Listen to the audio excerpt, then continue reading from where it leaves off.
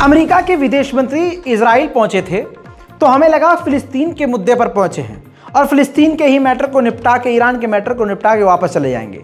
लेकिन एक और मुद्दा था जिसकी वजह से वो वहां पहुंचे थे। अमेरिका के विदेश मंत्री ने नेतन्याहू की सरकार को समझाया कि आपको मिलिट्री एड यूक्रेन को देना चाहिए, यूक्रेन की मदद करना चाहिए, हथियार देने चाहिए। इसके बाद नेतन्याहू ने कहा जी हाँ, हम सोच रहे हैं यूक्रेन को हथियार देने की, मिलिट्री एड हम कैसे दें, कब दें, हम प्लान कर रहे हैं। इसके बाद रशिया भड़क गया। रशिया ने सीधा इजराइल को धमकी दे दी है कि हमारी तुम पर नज़र है, अगर कोई भी हथियार दिया तो रशिया और इजराइल के रिश्ते पूरी तरह से ख़राब हो जाएंगे, बेकार हो जाएंगे और टकराव की स्थिति बढ़ जाएगी और एक नए जंग की शुरुआत हो जाएगी। अब देखना यह कि क्या इस बड़ी धमकी के बाद नेतन्याहू सच में यूक्रेन की मदद करते हैं। सलाम, नमस्ते, सत श्री अकाल। मैं हूं रज़ा और आप देख रहे हैं रज़ाग्राफी का वॉर अपडेट, जिसके अंदर रूस और यूक्रेन की सबसे बड़ी जानकारियां आसान और सिंपल भाषा में सबूत के साथ में आपको पिछले 1 साल से दिखा रहा हूं। उधर व्लादिमीर पुतिन ने अपने कमांडरों के साथ वीडियो कॉन्फ्रेंस के जरिए उनको समझाया कि हमें उन इलाकों को बचाना है जिन इलाकों को हमने यूक्रेन से जीता है, क्योंकि यूक्रेन उन्हीं इलाकों पर बड़े हमले कर रहा है। Белгородской области. По итогам встречи были даны конкретные поручения по дополнительным мерам на этот счет, а также по целому комплексу других направлений. И, безусловно, прошу обеспечить выполнение всего, что намечено. Конечно, приоритетная задача ликвидировать саму возможность обстрела, но это дело уже военного ведомства. Многие люди оказались в сложной ситуации, лишились жилья, вынуждены переехать к родственникам или во временные пункты проживания. दोस्तों, दूसरी तरफ एक रिपोर्ट आई है जिसके मुताबिक ऐसा लग रहा है कि दुनिया भर के सबसे बड़े हथियार यूक्रेन ने दुनिया से मांग लिए हैं। लिस्ट जारी करी है, लिस्ट जारी करके उसने बताया है, मांगा है मंगूलाल ने कि उसको क्या चाहिए। और ये दुनिया का पहला ऐसा मंगू है जो पूरी दुनिया से, दुनिया भर के सबसे बड़े हथियार, सबसे ज़्यादा हथियार मांग रहा है। उसने इमरजेंसी में 500 टैंक, 200 लड़ाकू विमान, 1000 तोप, 1000 ड्रोन और 300 मिसाइल लॉन्चर मांगे हैं।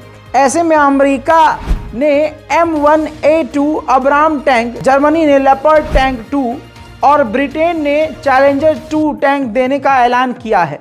ऐसे 321 टैंक नाटो के कई देशों से यूक्रेन भेजे जा रहे हैं, लेकिन यूक्रेन की मांग अब लड़ाकू विमान तक पहुंच चुकी है। दोस्तों, दुनिया भर के सबसे घातक हथियार ये मांग रहा है। यूक्रेन ने एक साथ एडवांस 200 लड़ाकू विमान मांगे हैं और हिम्मत इसकी यह है कि ये F-35 विमान, ब्रिटेन का यूरोफाइटर और टोर्नाडो, फ्रांस का राफेल और स्वीडन के साबगा ग्रिपन विमान शामिल हैं। दुनिया भर के पास, बड़े बड़े देशों के पास जो सबसे घातक हथियार हैं, वो सबसे उसने अपने लिए हथियार मांग लिए हैं। यानी दुनिया भर की सारी बड़ी ताकतें एक तरफ और एक अकेला रूस दूसरी तरफ। उधर अमेरिका की एक बड़ी कंपनी ने, ड्रोन कंपनी ने बड़ा खेल कर दिया है। हंसी निकल जाएगी आपकी। ऑफर किया है किसको? यूक्रेन को, कि आप $1 में, यानी लगभग भारतीय 80 रुपये में आप 2 ड्रोन लीजिए। जी हाँ, ड्रोन, लड़ाकू ड्रोन, $1 में 2 ड्रोन। देखना यह है कि यूक्रेन ये हथियार, ये ड्रोन इनसे लेता है कि नहीं। उधर दोस्तों, स्पेन ने भी ऐलान किया है कि वो अपने 6 लेपर्ड टैंक 2 ड्रोन यूक्रेन को देगा। रूस के लिए एक बड़ा खतरा अब ये है कि अमेरिका $2 बिलियन के और हथियार भेजने वाला है और इस खेप में लॉन्ग रेंज के हथियार मौजूद होंगे। इसी के बाद रूस बुरी तरह से भड़क गया है। रूस की क्रेमलिन ने बयान जारी किया है कि ऐसे हथियार जो हमारे देश के लोगों के लिए खतरा बनेंगे, इससे दुनिया भर से हमारे रिश्ते खराब होंगे। यूक्रेन की ये जंग काफ़ी लंबी चलेगी और नुकसान यूक्रेन का भी ज़्यादा होगा और ये जंग काफ़ी लंबे समय तक खिंचेगी। उधर जर्मनी ने लेपर्ड टैंक देने का जो वादा किया और जर्मनी ने जब उन टैंकों को निकाल दिया कि चलिए इसको अब यूक्रेन भेजना है। तो यूक्रेन भेजने से पहले जर्मनी के डिफेंस मिनिस्टर ने लेपर्ड टैंक को खुद चलाकर चेक किया।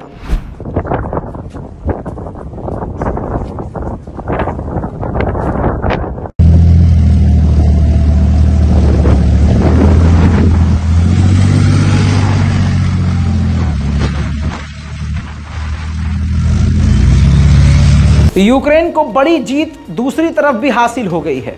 समुद्र के अंदर रूस की 5 लड़ाकू बोट को पिछले 24 घंटे के अंदर ही यूक्रेन ने मारकर डुबो दिया।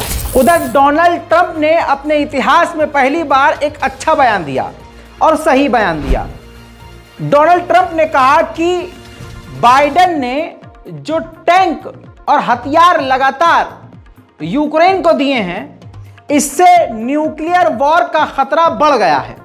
अगर मैं प्रेसिडेंट होता तो कभी भी इस तरह से हथियार किसी एक देश को नहीं देता, और अगर मैं प्रेसिडेंट होता तो 24 से 48 घंटे में मीडिएशन करवा के इस जंग का खात्मा करवा देता।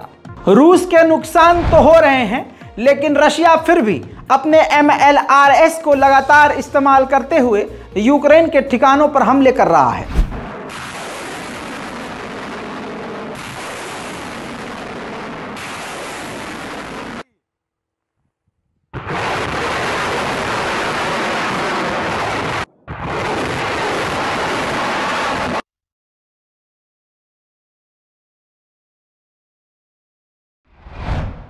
दोस्तों, भारत ने अपना ही रिकॉर्ड तोड़ दिया है। आज से पहले इतना ईंधन कभी भी रशिया से भारत ने नहीं लिया। 1.42 मिलियन पर डे बैरल, जी हां, एक दिन में 1.44 या 42 मिलियन बैरल ईंधन भारत एक ही दिन में रशिया से ले रहा है। जनवरी में ही सारे रिकॉर्ड तोड़ दिए हैं। अब पाबंदियां रशिया पे बहुत ज्यादा लगी है, तो खबर यह है कि रूस अपने पैसों को इस्लामिक बैंकों और एशियन बैंकों में इन्वेस्ट कर रहा है। उधर ब्रिटेन का बुरा हाल है। पहले तो आप ब्रिटेन का ये आजकल का रवैया देखिए कि अमेरिका के टक्कर पर यह हथियार यूक्रेन को दे रहा है, पैसा दे रहा है, अंधे हथियार दे रहा है, अंधाधुंध पैसा खर्च कर रहा है, और अंदर क्या हो रहा है, रशिया पर पाबंदी लगा रहा है। लेकिन इसके देश में क्या हो रहा है, ये ताज़ा तस्वीर ब्रिटेन की है। पिछले 10 साल में सबसे बड़ा प्रदर्शन हो रहा है। लंदन है भाई साहब, ये लंदन जिसको आप फिल्मों में देखते हैं। 5 लाख बर्तानिया के लोग, ब्रिटेन के लोग सड़क पर उतरे हुए हैं। उन्होंने कहा है, उनकी मांग है कि महंगाई इतनी ज़्यादा है कि उनका उन्हीं के देश में जीना मुश्किल हो गया है। जिंदगी बहुत मुश्किल हो गई है, महंगाई एकदम आसमान छू रही है, बेरोजगारी बढ़ रही है, लोग भुखमरी की तरफ आगे बढ़ रहे हैं और यहाँ के लोग बेरोजगार हो रहे हैं। इसी हफ्ते यूरोपीय यूनियन की एक मीटिंग यूक्रेन में ही होने वाली है, जिसके चलते हुए ज़ेलेंस्की को काफ़ी उम्मीद है कि इस मीटिंग में हमको काफ़ी बड़ी रकम और काफ़ी बड़े हथियार हमको मिल सकते हैं। चलिए दोस्तों, फाइनली बेलारूस ने यूक्रेन के बॉर्डर पर रशियन स्कैंडल मिसाइल तैनात कर दिए हैं। इस जंग की वजह से सन 2022 में ही रूस की पॉपुलेशन 5 लाख लगभग कम हो गई है। रूस और यूक्रेन की ये जंग अब वर्ल्ड वॉर 3 की तरफ बढ़ चुकी है और लगभग वर्ल्ड वॉर 3 शुरू हो चुका है। इस पूरी रिपोर्ट पर अपनी राय को लिखना मत भूलिएगा। चैनल को इस लाल बटन को दबाकर सब्सक्राइब करना मत भूलिएगा। जय हिंद।